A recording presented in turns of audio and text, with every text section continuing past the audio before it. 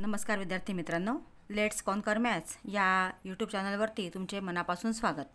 आज आपण स्टार्स प्रकल्पांतर्गत जी पॅटची परीक्षा घेतली जाते त्या परीक्षेची इयत्ता 5वीची गणित विषयाची प्रश्नपत्रिका सोडवत आहोत. या परीक्षेमध्ये तुम्हाला 5 गुणांची तोंडी परीक्षा असते आणि 5 गुणांची प्रात्यक्षिक परीक्षा असते आणि प्रश्न 3ऱ्यापासून लेखी परीक्षा असते. म्हणजे लेखी चाचणी जी आहे ती प्रश्न क्रमांक 3 पासून चालू होते. तर प्रश्न क्रमांक 3 खाली दिलेली उदाहरणे सोडव. त्यातलं पहिलं आहे, तुम्हाला इथं आता ही संख्या दिली आहे 264 किंवा 27,403 या संख्येतील 60च्या अंकाची स्थानिक किंमत लिहा. आता स्थानिक किंमत लिहिताना ती तो अंक ज्या स्थानावर आहे म्हणजे एकक, दशक, शतक, हजार, आता हा हजार स्थानावरती हा अंक आहे म्हणजे 7ची किंमत किती आहे, स्थानिक किंमत 7,000. किंवा तुम्ही असंही लक्षात ठेवू शकता की 7च्या पुढं किती संख्या आहेत, 1 2 3 म्हणून 7वरती 3 शून्य द्यायचे. पुढचं 2 ते 7 मधील एक एक अंक एकदाच वापरून मोठ्यात मोठी संख्या 5 अंकी संख्या तयार कर.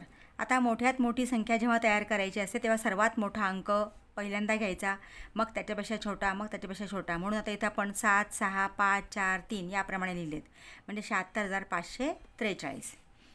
एका बचत गटाला एका वर्षात 3,67,542 रुपये नफा झाला. ही संख्या अक्षरात लिही.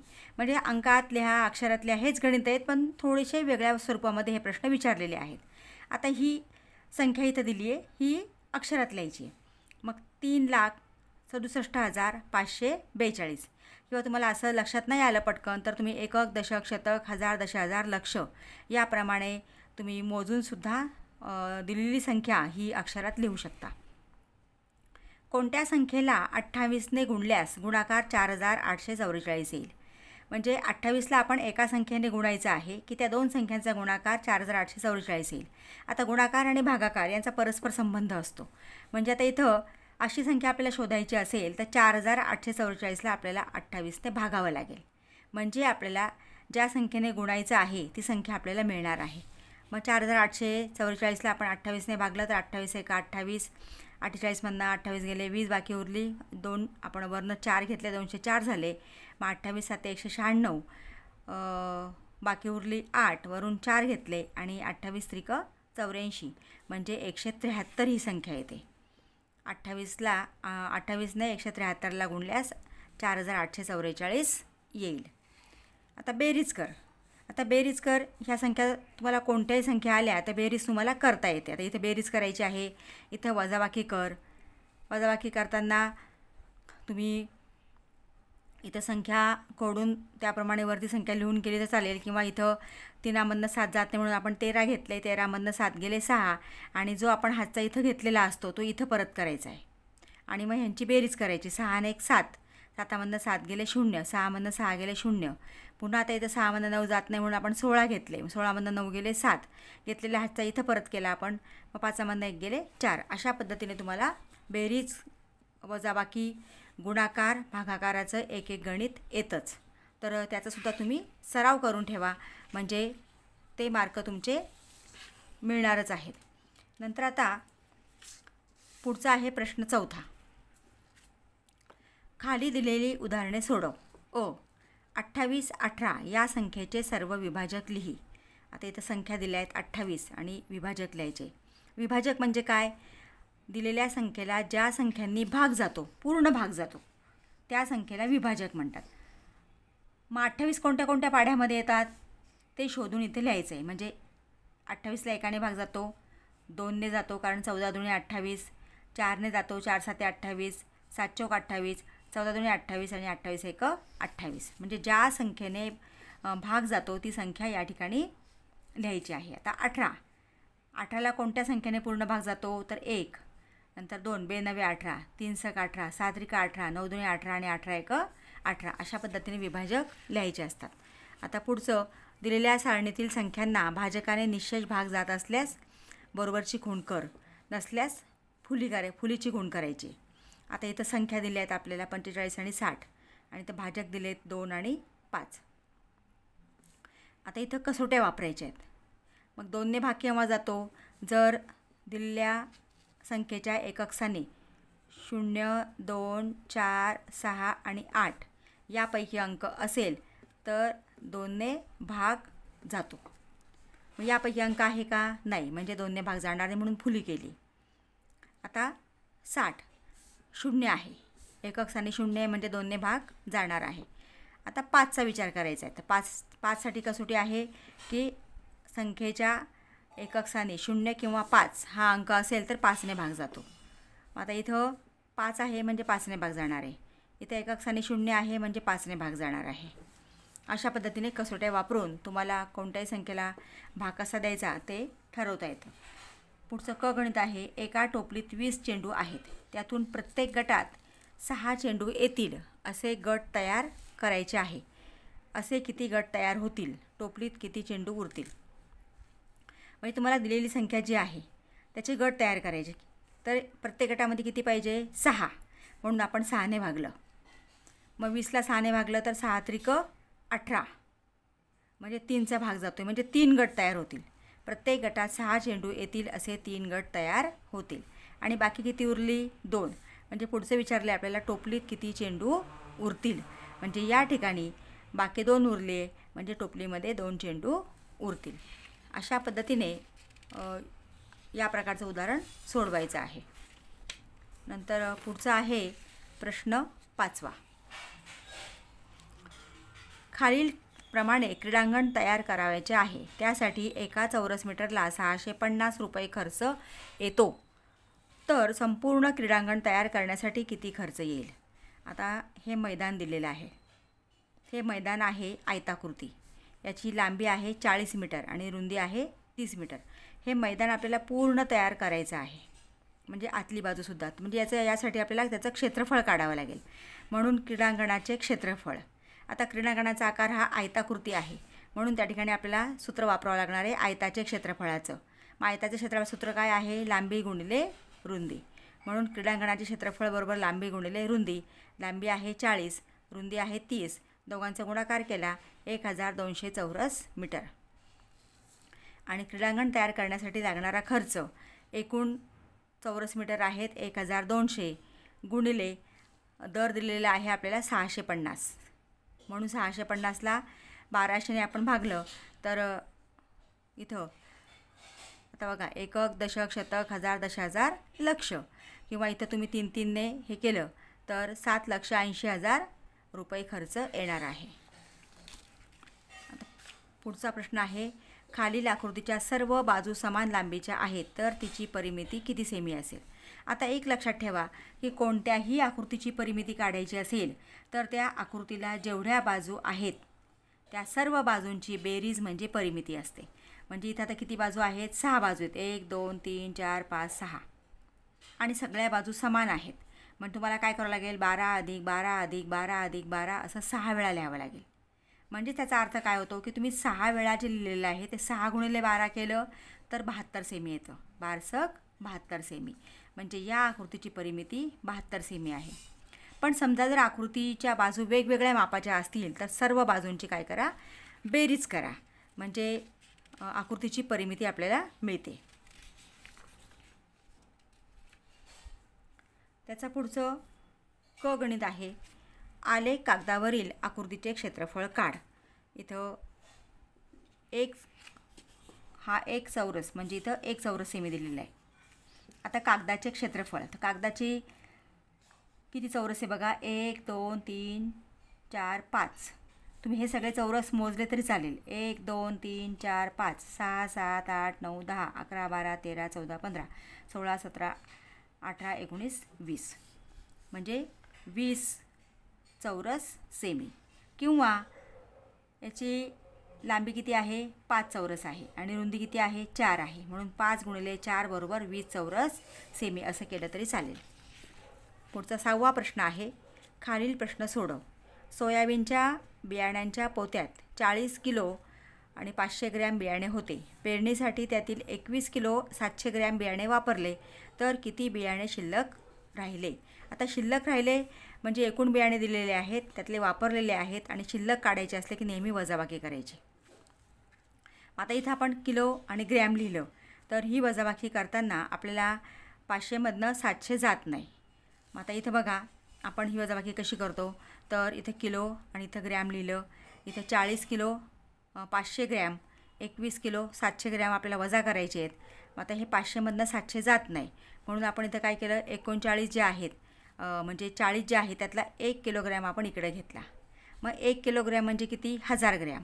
मग 1000 अधिक 500 म्हणजे एकूण झाले 1500. इथं 1500 लिहिले. हे 40 कडून इथं शिल्लक राहिले 39.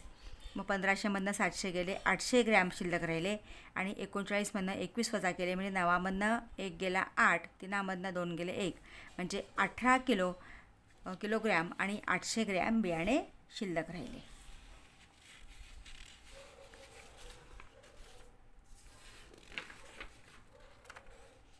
पुढचा ब प्रश्न आहे. एका वाहनाचा ताशी वेग 80 किलोमीटर आहे, तर ते वाहन 4.25 तासात किती किलोमीटर अंतर जाईल.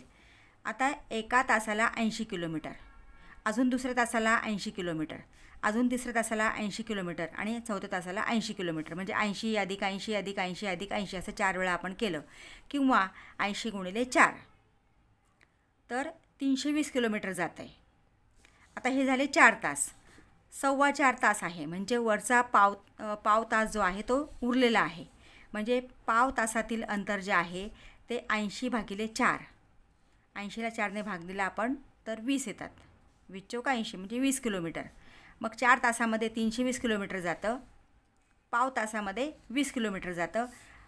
तर 4.25 तासामध्ये अंतर काढण्यासाठी आपल्याला या दोघांची बेरीज करावी लागेल. 320 अधिक 20 बरोबर 320 आणि 20 किती झाले, 340 किलोमीटर. क गणित आहे, वजाबाकी करा. 36 लिटर 400 मिलीलिटर वजा 17 लिटर 800 मिलीलिटर. आता लिटर मिलीलिटर, 36 मिलीलिटर आणि 400 मिलीलिटर, 17 लिटर आणि 800 मिलीलिटर. आता 400मधनं 800 जात नाही, म्हणून आपण काय केलं की 36मधला 1 लिटर जो आहे तो आपण इकडे घेतला. मग 36मधनं 1 गेला 35 आणि 1 लिटर म्हणजे 1000 मिलीलिटर. मग 1000 अधिक 400 1400, म्हणून इथे 1400 लिहिलेत. आता ही वजाबाकी आपण केली. 0 0 गेला 0, 0 0 गेला 0, 14तनं 8 गेले 6, किंवा 1400मधनं 800 गेले 6, आणि म्हणजे 600 मिलीलिटर शिल्लक राहिले. आता इथं 5मधनं 7 जात नाही, म्हणून 15मधनं 7 गेले 8. आपण इथं घेतलेला हातचा इकडं परत केला, 1 आणि 1 2, 3मधनं 2 गेले 1, म्हणजे 18 लिटर आणि 600 मिलीलिटर उत्तर आलं आहे. पुढचा 7वा प्रश्न आहे. पुढील प्रश्न सोडव. खालील विधान बरोबर होण्यासाठी चौकटीत योग्य संख्या लिही. आता इथं काय दिलं आहे बघा, 16 भागिले 4. आता 16ला आपण 4ने भागलं तर उत्तर किती येतं, 4 येतं. 16 भागिले 4 4, 4 चौक 16. मग आता इथं बरोबरचं चिन्ह आहे, म्हणजे इकडे सुद्धा 4च आले पाहिजे. बरोबर चिन्हाचा अर्थ काय होतो की डाव्या बाजूला जी संख्या आहे तीच उजव्या बाजूला आली पाहिजे. आता उजव्या बाजूला 4 येण्यासाठी आपल्याला 2 अधिक 2 आपण केलं, किंवा तुम्ही इथं 1 अधिक 3 पण करू शकता. फक्त या दोघांची बेरीज, इथं अशा 2 संख्या घ्या की त्यांची बेरीज 4 येईल. मग 1 अधिक 3 घेऊ शकता, 3 अधिक 1 घेऊ शकता, किंवा 0 अधिक 4 घेऊ शकता, 4 अधिक 0 घेऊ शकता. यातलं मी 2 अधिक 2 घेतलेलं आहे. मी कोणतीही इथं जोडी घेऊ शकता. दिलेल्या चौकटीत अशी संख्या लिही की दिलेले विधान बरोबर असेल.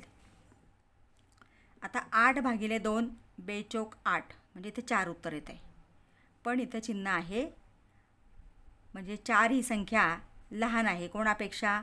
इथं अशी संख्या असली पाहिजे की तिच्यापेक्षा 4 लहान आहे, म्हणजे आपल्याला 4पेक्षा मोठी संख्या इथं उत्तर आलं पाहिजे. मग 4पेक्षा मोठी कोणती आहे, 5 आहे, 6 आहे, 7 आहे, 8 आहे. तुम्ही कोणतीही इथं अशा 2 संख्या घेऊ शकता की त्यांची बेरीज, इथे बेरीज चिन्ह आहे, त्यांची बेरीज 4पेक्षा जास्त येईल. मग 4पेक्षा जास्त 5 आपण घेतली आहे, म्हणून 3 अधिक 2 5 घेतले. किंवा तुम्ही 2 अधिक 3 लिहू शकता, किंवा तुम्ही 6 पण घेऊ शकता, कारण 6 ही सुद्धा 4पेक्षा मोठी आहे, म्हणून 3 अधिक 3 येऊ शकतं, किंवा 4 अधिक 2 येऊ शकतं. याप्रमाणे तुम्ही इथे कोणतीही जोडी संख्यांची घेऊ शकता.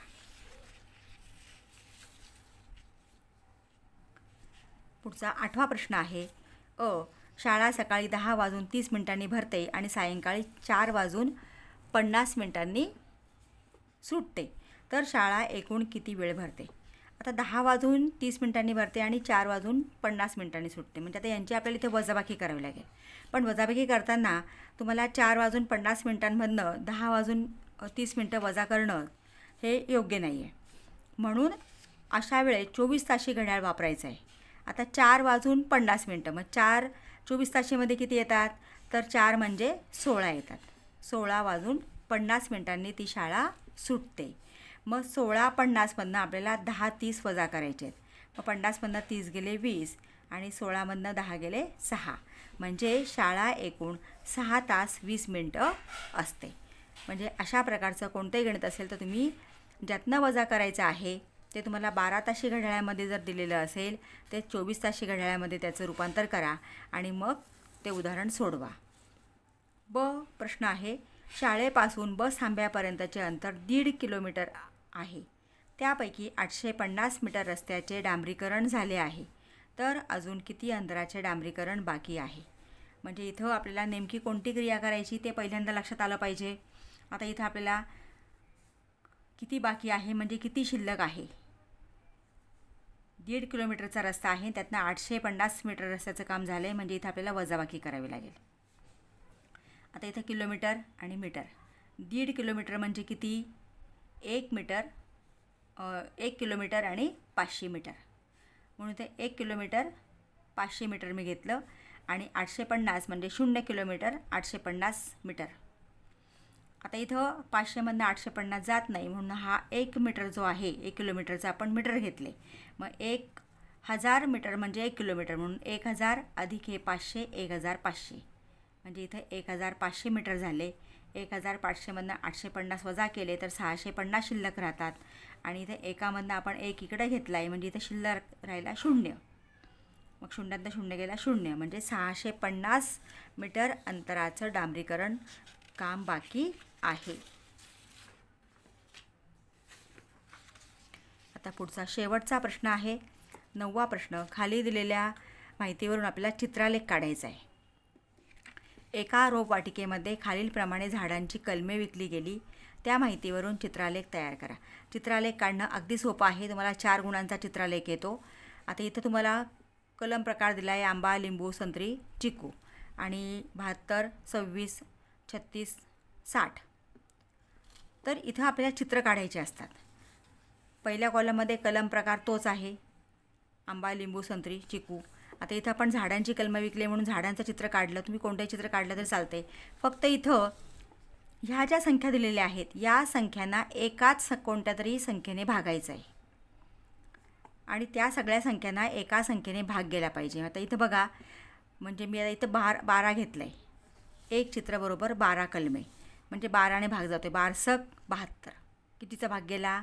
6 म्हणजे इथं 6 कलमं येतील म्हणजे 6 झाडांची चित्र येतील. आता 12 दुणे 24 म्हणजे 2 आले. 12 त्रिक 36 म्हणजे इथं 3 आले आणि 12 पंचे 60 म्हणजे 5 चित्र आले. आणि तुम्ही जे घेतलेलं आहे ते इथं कंसात लिहायचं आहे की एक चित्र बरोबर 12 कलमे. म्हणजे बघा आता 1 2 3 आता एक झाड म्हणजे 12 कलमं. मग आता एकूण किती झाले? 1 2 3 4 5 6. 12ला 6ने गुणलं तर 72 येतात. म्हणजे फक्त इथं शोधताना असं तुम्ही शोधायचं आहे की दिलेल्या संख्यांना एकाच संख्येने भाग द्यायचा आणि ज्याचा भाग जातो तेवढी चित्र इथं काढायची असतात. विद्यार्थी मित्रांनो, अशा प्रकारे आपण ही प्रश्नपत्रिका सोडवलेली आहे. या प्रश्नपत्रिकेचा सराव करा. अशा प्रकारचे प्रश्न तुम्हाला परीक्षेमध्ये विचारले जाऊ शकतात. व्हिडिओ आवडला असेल तर लाईक करा आणि अजूनही तुम्ही चॅनलला सबस्क्राईब केलं नसेल तर प्लीज चॅनलला सबस्क्राईब करा. म्हणजे पुढचे व्हिडिओ मी टाकले की त्याचं नोटिफिकेशन सर्वात प्रथम तुम्हाला मिळेल. आणि व्हिडिओ आपल्या मित्रांना शेअर करा की जेणेकरून त्यांचीही परीक्षा म्हणजे परीक्षेचा सराव होईल, प्रश्नपत्रिकेचा सराव होईल आणि त्यांनाही चांगले गुण मिळू शकतील. थँक्यू.